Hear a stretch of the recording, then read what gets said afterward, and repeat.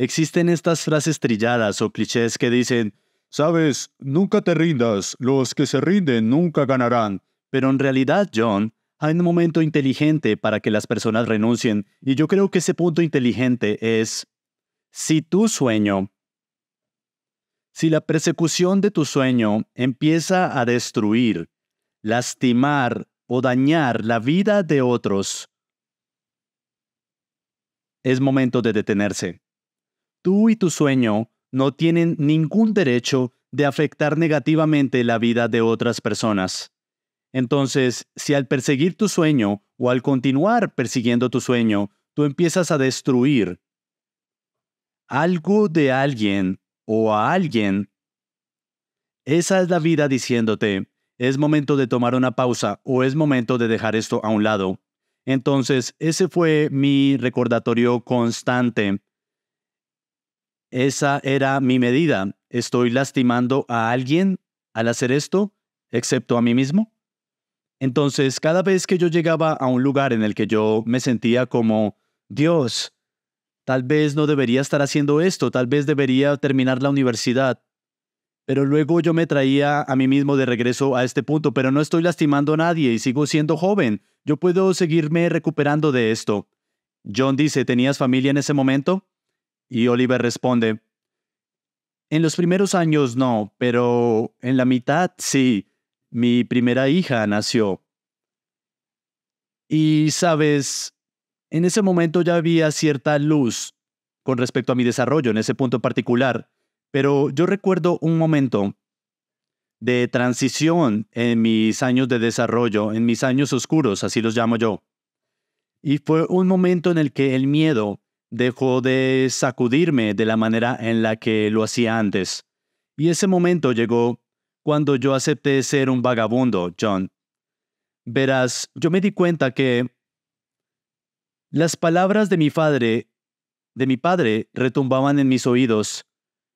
Yo trabajaba con eso, esa era mi motivación. Yo no voy a ser un vagabundo porque mi padre me decía todo el tiempo, Oliver, si te continúas haciendo eso, estás viviendo como un vagabundo en este momento. Estás viviendo de sofá en sofá, de casa de amigo en casa de amigo. No puedes pagar la renta, estás siendo desalojado allí y allá. Oliver, ¿sabes cómo se llama eso, Oliver? Eso se llama ser un vagabundo, Oliver. Y yo recuerdo alejarme de eso. Yo no soy un vagabundo, yo no soy un vagabundo. Hablando figurativamente. Sí, yo tengo que hacer que esto funcione porque yo no soy un vagabundo, pero hubo un momento en el que yo estaba bastante mal, todo era muy oscuro y yo simplemente me dije a mí mismo, ¿sabes qué? ¿Y qué pasa si soy un vagabundo? ¿Qué pasa si me convierto en un vagabundo? ¿Realmente ese será el fin del mundo? Yo puedo ser un vagabundo y sí, yo preferiría ser un vagabundo en Miami. El clima es mejor. Lo juro, te lo juro, piensas que estoy bromeando. No, yo pensé esto. John dice, yo solo puedo pensar, Oliver como vagabundo, no puedo imaginarme eso. Sí, Oliver dice, sí, yo me imaginaba que estaba en las calles pidiendo cambio, pidiendo centavos y con un periódico de Wall Street en la otra mano. Estoy poco siendo exagerado, pero mira esto. Hay un momento en el que yo sentí como que habían tantas personas en el mundo que hacen cosas en las que no son buenos, simplemente les dan gozo. Miren todas las personas que juegan golf en el mundo, ellos están ahí arruinando el campo de golf todos los fines de semana y lo hacen hasta los 85 años de edad, ¿bien? Eso les da gozo. Entonces yo dije, ¿y qué? ¿Sabes qué? No me importa si no lo logro. No me importa si nunca logro mi sueño. Yo amo hacer esto. Esto es lo que yo siento que nací para hacer. Y si tengo que tener un trabajo parcial cada 2 semanas para poder hacer esto por el resto de mi vida, para mantener este sueño vivo, para que yo pueda hacer lo que me da más gozo en mi vida, yo lo voy a hacer, no me importa. Y yo solía decirle a mi padre, padre, tú fumas y tú no quieres dejar de fumar. Y tú sabes que fumar es malo para ti. Y tú lo has hecho desde que tienes 11 años de edad, así que yo voy a hacer esto por el resto de mi vida. No me importa, me da gozo. Y cuando yo llegué a ese punto, a mí me dejó de importar sobre si lo lograba o no. Ahí fue cuando... Sí, yo no sé, las trompetas empezaron a sonar. Yo empecé a ver la luz y me di cuenta de que el miedo era lo que me estaba reteniendo, que estaba reteniendo muchas cosas. John dice, sí, suena como si, sí, suena como a miedo, suena como, ¿has escuchado sobre esto todo el tiempo? En donde los atletas, por ejemplo, que van a la universidad y no piensan que pueden jugar y luego tal vez un padre, porque su padre fue un gran atleta, entonces tienen estas expectativas tan grandes y todo este tipo de cosas que los presionan. Hay mucha presión, presión, presión. Creo que hay algo increíblemente psicológico, una sabiduría allí en la que en lo que tú compartes. Y tengo una segunda pregunta. Tú pasaste mucho tiempo, obviamente, 6 años. Ahora, no había ninguna garantía de que había mucha repetición ahí, porque por supuesto tú tenías un trabajo parcial, volvías a hacer trading, después volvías a trabajar a un trabajo parcial y mejorabas las estrategias a medida que avanzabas. Supongo que ese era el proceso. Y me pregunto, ¿cuáles fueron tus influencias más grandes cuando estabas leyendo todos esos libros en la biblioteca donde trabajaba tu madre? ¿Fueran esas estrategias que aprendiste de los titanes de la antigüedad? ¿O quiénes fueron tus mayores influencias? Bien, Oliver dice, desde el punto de vista técnico, lo único que yo sentía que valía la pena que había allí afuera era el libro de Edwards and McGee. Entonces, ese fue mi inicio, leer Edwards and McGee. Se llamaba como Análisis técnico del mercado de las acciones, algo así.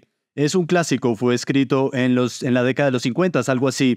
Y sí, eran simplemente conceptos básicos de análisis técnico. Así que yo empecé desde allí, yo empecé a tomar estos conceptos técnicos de Edwards and McGee y a experimentar con ellos.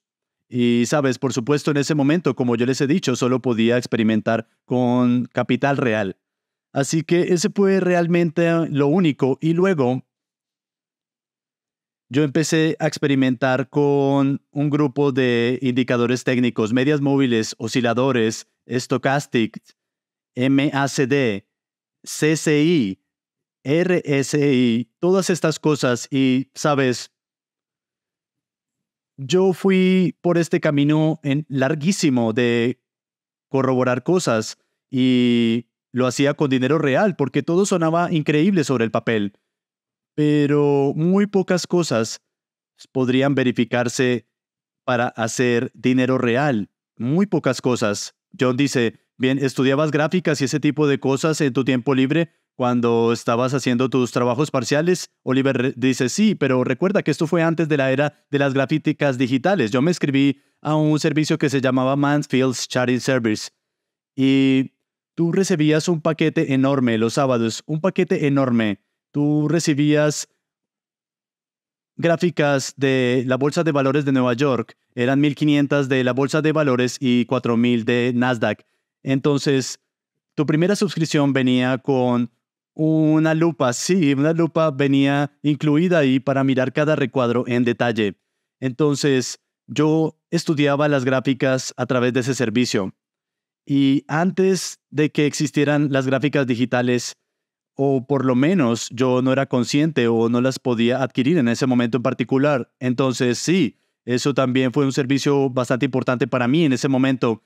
Pero a medida que las cosas se volvieron más sofisticadas y otras formas de tecnología se llegaron a ser disponibles, como ver gráficas desde tu computadora y ese tipo de cosas, obviamente eso también fue extraordinariamente importante para mí. Así que sí, yo diría que mi verdadera carrera profesional empezó en 1986, cuando yo tuve mi primer trabajo real en Wall Street como trader, el 6 de diciembre de 1986.